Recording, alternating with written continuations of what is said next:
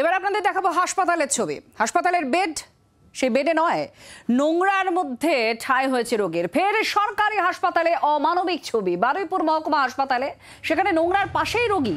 হাসপাতালের নির্মীয়মান ভবনে সিঁড়ির কাছে রোগীকে ফেলে রাখার অভিযোগ উঠেছে। বাড়ির লোক রোগীকে ফেলে গেছে, এই দাবি হাসপাতাল কর্তৃপক্ষের। দেখতে পাচ্ছেন এই মুহূর্তে সেই ছবি। বেড নেই, নোংরার পাশে ঠাঁই হয়েছে এই রোগীর। হাসপাতাল বলছে বাড়ির লোকেরাই ফেলে গিয়েছে। এই দৃশ্য কোনো বেসরকারি হাসপাতালের নয়, এই দৃশ্য সরকারি হাসপাতালের এক অমানবিক ছবি। বারুইপুর মহকুমা হাসপাতালে নোংরার পাশেই রোগী।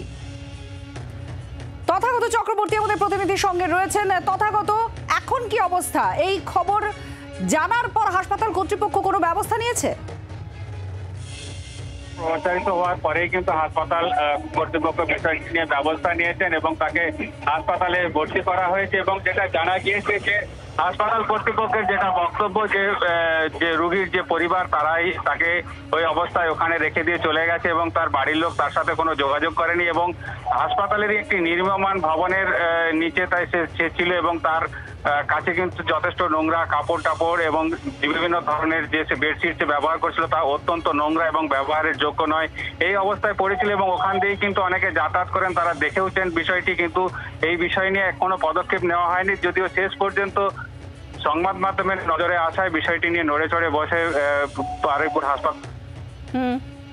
ধন্যবাদ তথাগত চক্রবর্তী, আমাদের প্রতিনিধি জানালেন যে হাসপাতালের তরফ থেকে পদক্ষেপ করা হয়েছে এই খবর প্রকাশ্যে আসার পর। স্থানীয়রা তারা কি বলছেন একবার শুনুন। আমি আর কি বলবো, আমি তো কিছু বলার নেই। এই দেখি তো এরকম থাকি। কতদিন পরে রয়েছে?